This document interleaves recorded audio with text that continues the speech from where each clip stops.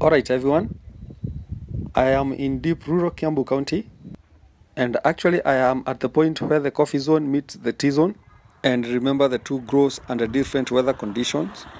So this is an interesting place.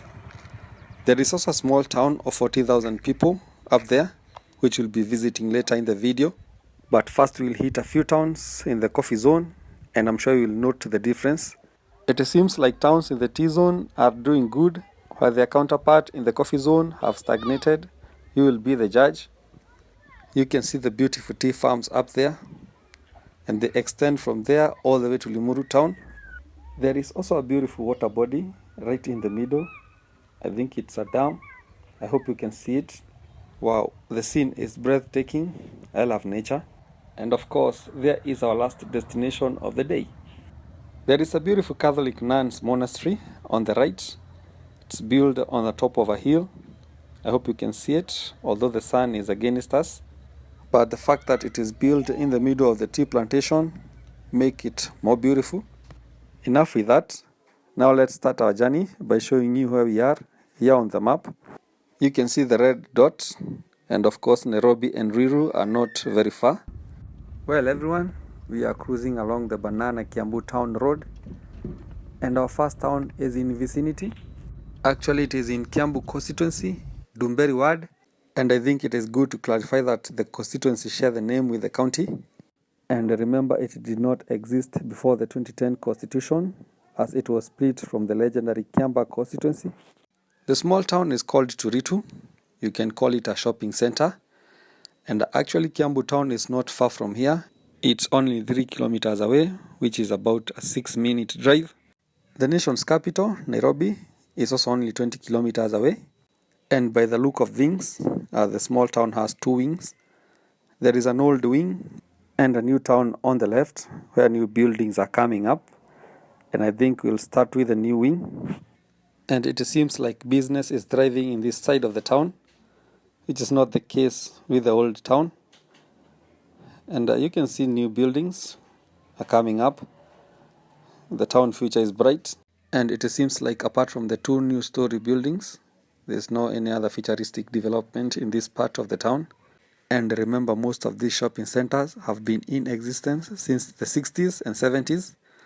You can easily tell by the design of the old municipality towns, where the plots were allocated on the edges, forming a U-shape, and an empty space was left in the middle, which is to be used as a market or a common area.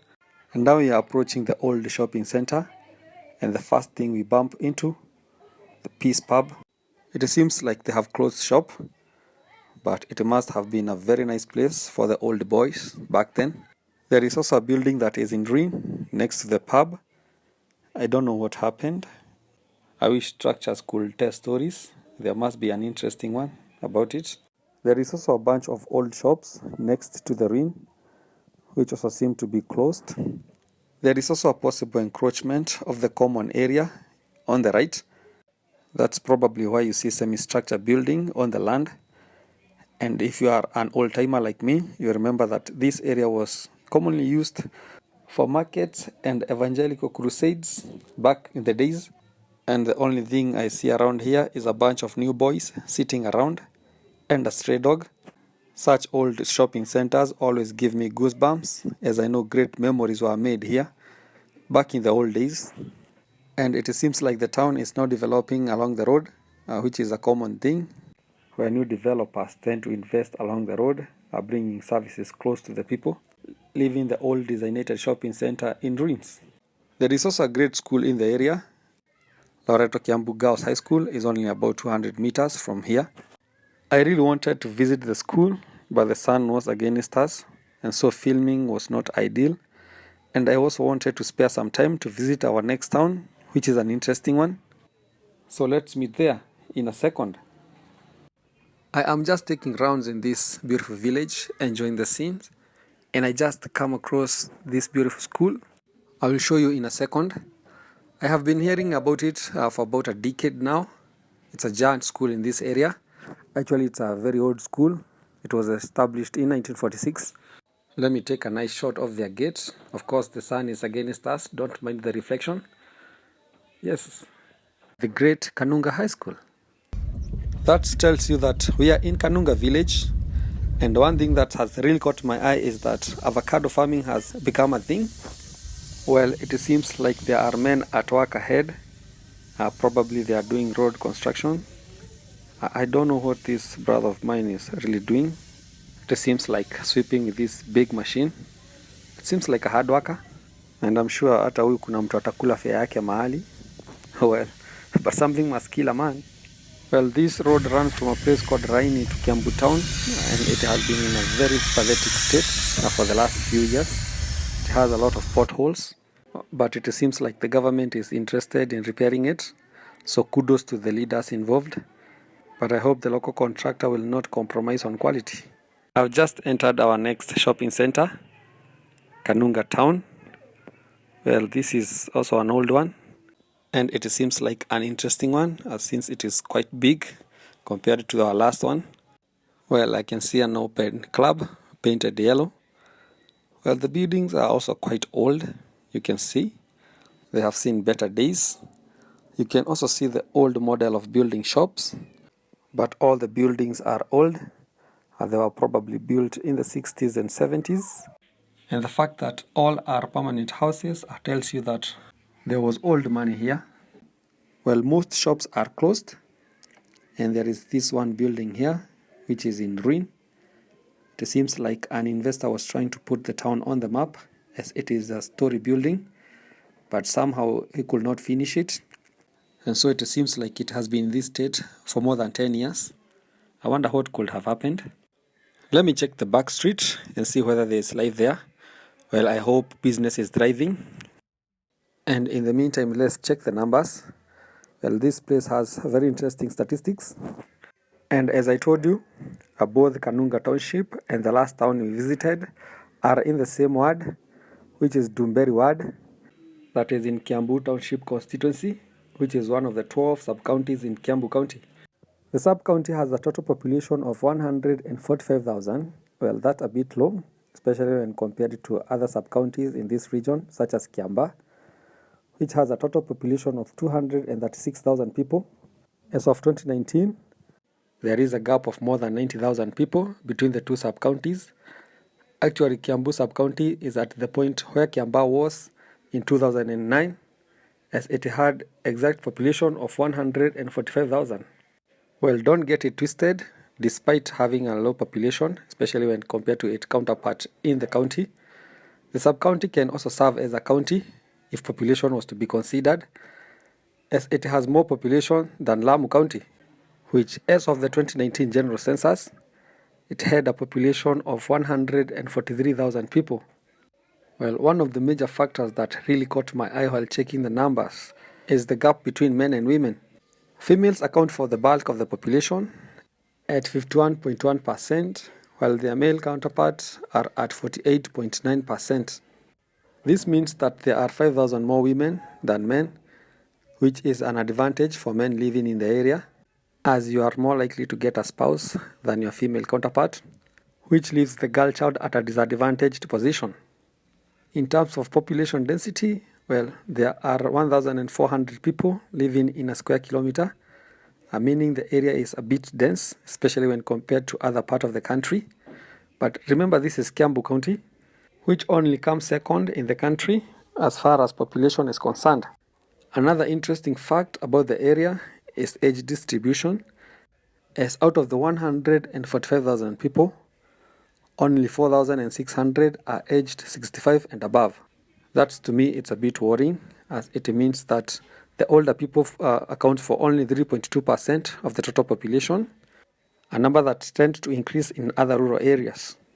The birth rate is also a bit high, as children aged between 0 and 9 form the bulk of the population, which is quite interesting, especially when compared to other sub-counties in the Kiambu County, such as Gatundu South, which we visited last, which had very low birth rates. Remember, this is a coffee growing zone, an industry that was booming in the 70s and 80s, and could explain why old folks in the area could afford to build good permanent business houses, which is a bit rare, especially if you have visited other parts of rural Kenya, where it is not unusual to spot a semi-permanent house at the shopping center. But the decline in business in all these shopping centers is one thing that I cannot fathom, as currently the population is at the peak, especially when compared to the 80s and 90s, when these villages were thriving. We are approaching our third town, which is in the middle of tea plantations, and I want you to observe it and tell me whether you'll note a difference between it and the two shopping centers that we have just visited in the coffee zone. And the name of our new town, Kawaida. Kawaida is Swahili for obvious. Well, it's quite a fancy name, and I really don't know what transpired for the founders to give the town that name. But let's hit the town center and see. Maybe there is something obvious about it. The town is a bit interior from the main road, and as you can see, the road is quite pathetic. We are in Kiambaa sub-county, Shenda ward. Actually, the area MP comes from this area. It is a beautiful day. The area is a bit cold, although it is sunny. This is because we are in the tea growing zone, and as you all know, tea does very well in high altitude areas. And as the old adage goes, the higher you go, the colder it becomes. The town is a bit lively, especially when compared to the other two that we just visited, although it has developed along this road. And so behind the shops are the residential area. We will hit there in a bit. And so we can confidently call it a shopping center. But don't get it twisted, it has 14,000 people, a number that is enough to make it a town in some other countries, especially in the West. But here it is just a mere shopping center, considering the high number of big towns we have in Kiambu County, where you have towns such as Thika, Kikuyu, Turiitu, and Limuru, some of which are big enough to qualify as cities. And as you can see, most shops are open and business is thriving. The town is lively and there are a few story buildings. This tells you that there is enough cash flow in the town, and so the local economy is doing well. The town has also attracted a lot of people from other counties and tribes. That's why the tribal equation in this town is well balanced, as people travel from all over the country to work in the nearby tea farms, explaining why the town is growing, especially when compared to its counterpart in the coffee zone. These workers demand a lot of supplies and houses, forcing locals to be in business as they need to meet the high demand of food and accommodation. Let me turn around so that we can have a better view, and I also want to enter to the residential area so that we can see how people live. We want to know whether most people here are homeowners or they rent houses, what kind of homes. Do they have big lands or they are squeezed in small parcels of plots? We will be seeing that in a few minutes. Administratively, well, Kawaida is in Shenda ward, which is one of the 5 wards in Kiambaa constituency, and it is the least populated, as most part of it are covered by large plantations of coffee and tea, and this center serves as its headquarters. Remember, in Kiambaa we have some administrative wards with crazy number of people, such as Karuri and Kihara, which covers the Gashie area, and they can confidently stand as its own constituency as far as numbers are concerned. Let me give you a few demographics of our small town. And Kawaida has a population of 14,030 people. Of course, women are winning. They are at 51.3%, while men are at 48.7%. Well, that's a healthy distribution. It also reflects the constituency distribution, which is at 51.1% for female and 48.9% for male, meaning although there are more women than men, the gap is manageable. Kiambaa has a total population of 236,000 people, with only 7,000 people being aged 65 and above. This means the number of old people is very low, and we critically analyzed that in our previous video where we covered the Karuri. And so if you didn't watch, you can check it on YouTube for more critical data about the area population. Another extension of the town with this huge church in the middle. You can also see the business is booming. You can also see the area is lively, as there are enough people going about their business. You can also check the conditions of the nearby shops. There are no old structures. There are also a good number of shops that are closed, although they are the minority, meaning that although the town might have a good business environment, especially when compared to other towns that we visited, it is not at its best, as there is more room for improvement. A quick check on the internet shows me that you can either opt to buy land or rent houses. And if you opt to buy, There are no large tracts of land around ready to sell, so we'll have to settle for a plot which goes for about 3 million Kenya shillings, that is a 50 by 100. It can even cost higher depending on its location and the availability of the social amenities, such as whether or not it is connected to the national electric grid and its closeness to the road. You can see that we are now approaching residential area, and there are these slums-like structures. I don't know whether it is only in this part or it is all over. Most are semi-permanent structures built with iron sheets, while others are low-budget stone structures. I want to divert into this road so that I can get deeper into the village and show you how people live here. You can also be telling me on the comment section down below how you see this place. Would you consider living here? Is the cost of land reasonable, and what is its future? Is it likely to turn into a middle class neighborhood or a slum? Just tell us. If you opt to rent a house here, all types of houses are available, including semi-permanent houses. And to rent a one-bedroom apartment, you'll need between 10,000 Kenya shillings and 15,000 Kenya shillings, depending on its location. And to get a studio apartment, you will need between 5,000 Kenya shillings and 10,000, depending on its condition. You can also opt to go for a mabati house, which is made of iron sheets, and it goes for as low as 3,000 Kenya shillings. It is not a bad deal, especially if you are starting life. You can see the road are also in perfect condition, although they are not tarmacked. Well, this place gives a town plus a village vibe, as it is a mixture of the two. That means the living conditions might be quite favorable, as there are no extreme conditions. This means that food items are always available and the rent is quite affordable, especially when compared to other areas around. Remember that Banana Hill is only about 4 kilometers away, and housing there is quite expensive, making Kawaida ideal for affordable life. I can also see several beautiful women, especially from where I sit. Well, let me not comment more on that, but I think that is enough proof to debunk a common misconception that women from these areas are not well endowed.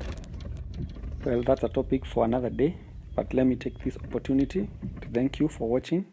And if you have watched this far, please show some love by subscribing to our YouTube channel, Village to Town, a channel that is dedicated to continue showcasing beautiful villages, towns, and cities across the continent of Africa.